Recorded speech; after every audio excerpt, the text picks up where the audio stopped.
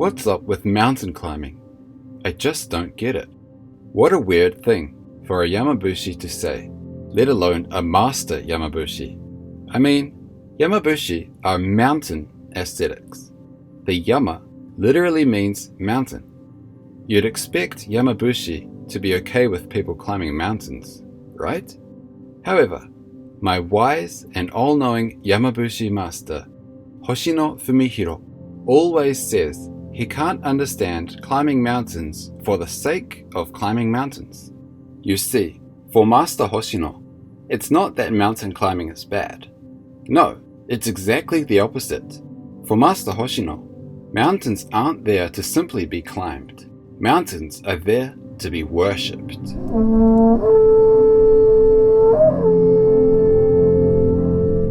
Since ancient times, the mountains of Japan have been revered as not only the abode of the Kami and Buddha, but as the Kami and Buddha themselves. At the same time, the Japanese traditionally believe that mountains are where our souls venture once they leave our physical bodies. In the process, our souls turn into the very Kami and Buddha there to protect those of us down below. The souls of the ancestors that are worshipped turn into Kami that bring good. The souls that aren't bring evil. That is why Yamabushi pray for the souls of those lost in natural disasters, or in other words, those without families or people to pray for them. Yamabushi follow Shugendo, the way, door, of gaining supernatural powers, Gen, through ascetic practice, Shu. Essentially, Yamabushi undertake ascetic rituals on the mountains of Japan dedicated to the Kami, Buddha, and ancestors. This is not only to appease the Kami and Buddha, but also to pay respects, while at the same time better getting in tune with nature. So for some, simply climbing mountains ignores centuries upon centuries of the long tradition of nature and ancestor worship in Japan. Not only is it considered disrespectful to the Kami, the Buddha, or the ancestors, it is deemed disrespectful to the very mountains themselves. Take one of the 100 famous mountains of Japan, Zao-san, for example. Straddling the borders of Yamagata and Miyagi prefectures, Zao-san, or the Zao Renpo as they are known, is a group of volcanic peaks making up the Zao Quasi-National Park along the old mountains in the northern Tohoku region. So there isn't actually a Mount Zao. Zao refers to the Zao Renpo, the Zao mountain range. And there are a few mountains along here. For example, this is Katta-dake, and there is also Kumano-dake and Jizo-dake further on down the mountain. People flock from all over Japan to bathe in Zao's famous onsen hot springs, shred snow at the Zao ski field, or to simply bask in the glory of the awe-inspiring Okama, a 360-meter wide crater lake, also known as Goshiki-numa, the lake of 5 colors, due to the brilliant hues it creates. Internationally, Zao-san is known for its snow monsters, Aomori Todomatsu, white fir trees that turn into monsters in the winter. Yet under the surface, Zao-san has an extremely deep history of mountain worship, a history too important to simply brush aside for the sake of a relaxing bath, a nice view, or a few hours hitting the slopes. What most people don't know, or they overlook, is that Zao-san has quite an extensive history as a mountain for mountain worship. In fact, it's even possible that Shugendo has been practiced on Mount Zao for over 1,000 years. The name Zao-san is actually quite a big clue as to the mountain's history as well. When Shugendo spread from Yoshino, Nara prefecture, all throughout Japan, it eventually made its way to Zao-san. In particular, in the latter stages of the Heian period, Katta-dake, Mount Katta, near Zao-san's Okama, became a popular location for Shugendo training. Before long, the Yamabushi enshrined Zao Gongin, an avatar, there, and Zao-san, as we know it today, was born. Zao Gongin is particularly important for Shugendo Not only is Zao Gongin the protected deity of Kinpu-senji, the temple in Yoshino at the center of Shugendo, Zao Gongin is the protective deity of Shugendo itself. That a group of mountains should be named after such a powerful deity is tantamount to its importance. Yet, if Zao-san is that powerful, exactly how did this mountain come to be known more for its tourism than its history of mountain worship? Weren't there people there to help maintain this tradition? I'm glad you asked. Over the centuries, Shugendo gave the mountains of Japan a special aura, or should I say, Shugendo exposed their special aura. From the mid-Edo period, around the 1700s, civil war in Japan had all but died down, and the ordinary folk found themselves with extra time on their hands. In those days, interregional travel in Japan for ordinary folk simply wasn't allowed. However, there was an exception for spiritual travel. If you were making a pilgrimage, you were allowed to travel to sacred areas all over the country, and many millions did. Mountains across Japan became very popular destinations. This was when Ko, annual group pilgrimages to the sacred mountains, started. Popular locations were the Dewa-sanzan with Dewa-sanzan Ko, the Kumano-kodo in Wakayama with Kumano-ko, and even to Fujisan with Fuji-ko. Dewa-sanzan Ko is still alive to this day, and is even available in English with Yamabushi-do's Yamabushi Guided Hike and the Yamabushi Reset program. Zao-san was not spared the action, not by a long shot. On Zao-san, a custom known as Zao Oyama Mairi began on the Miyagi prefecture side at Togatta Onsen.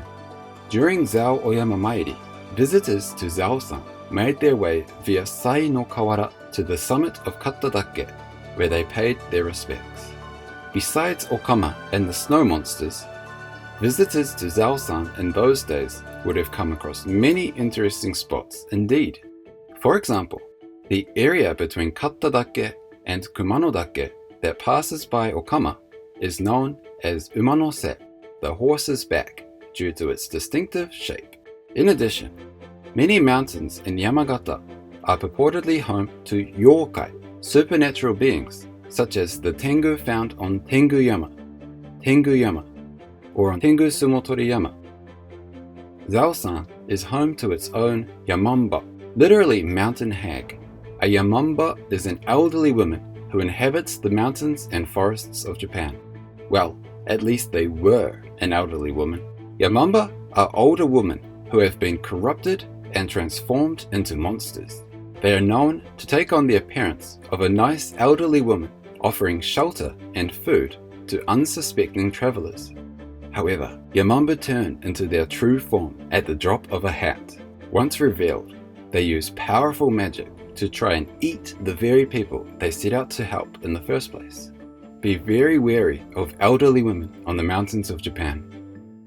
Don't worry though, not everyone on Zao-san is out to get you. One of the main peaks of Zao-san is Jizo-dake, named after the Buddhist bodhisattva Jizo-san.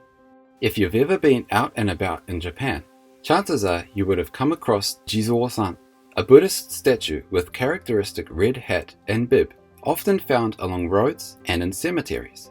Jizo-san has a very important job looking after the souls of unborn babies and children who die before their parents do.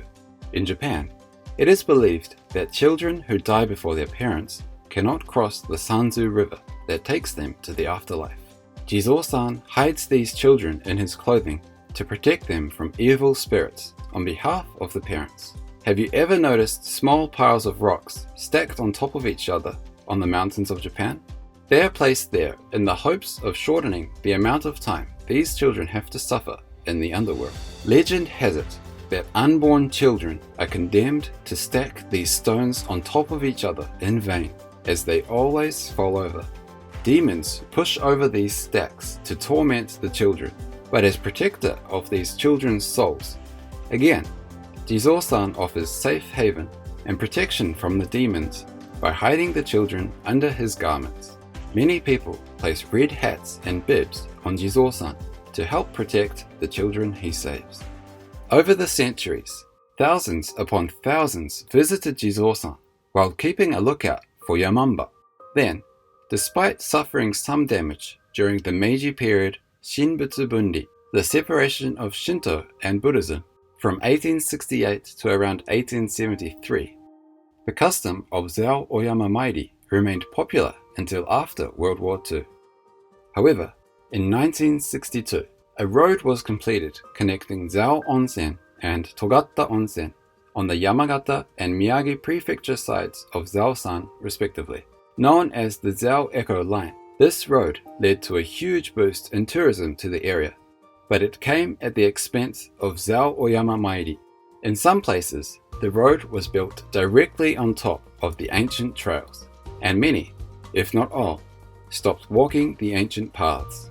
Before long, its existence was all but forgotten. Until 2014, that is, a local taiko, Japanese drum team, from around Zao-san held annual performances at Sakuramotobo Temple in Yoshino, Nara Prefecture. Curious as to the origins of Zao-san and the history of Shugendo there, the group asked Ryonin Tatsumi, chief priest of Sakuramotobo Temple, for help in re-establishing the Shugendo tradition on Zao-san. After years of neglect, many of the trails had fallen into disrepair, so the first step was to get them back to a hikeable state. Those interested in the revival formed a group called the Zao Kodo Kai, led by Endo Yuichi, the owner of a local cafe and a local town councillor. In 2017, Endo Yuichi visited Sakuramotobo in Yoshino and informed Ryonin Tatsumi that the paths had been repaired, requesting to climb Zao-san together at the same time.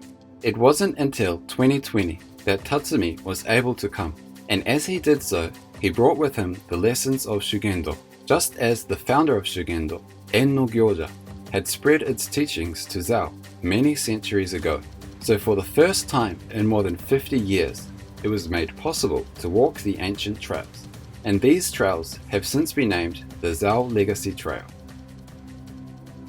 Even though these days mountains such as Zao-san are known more for their tourist attractions, they have been revered as objects of worship for far longer than any of us could ever imagine.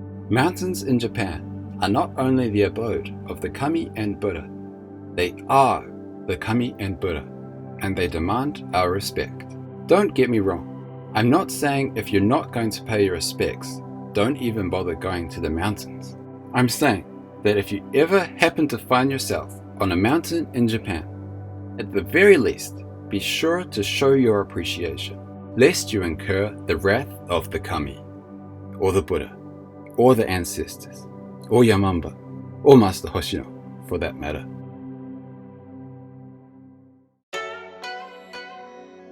For a detailed article and hiking guide, check out timbunting.com/Zao. Thanks for watching the video. If you enjoyed it, don't forget to leave a like and subscribe if you haven't already. I'm Tim Bunting, the Kiwi Yamabushi. Ka kite ano, and I'll see you next time.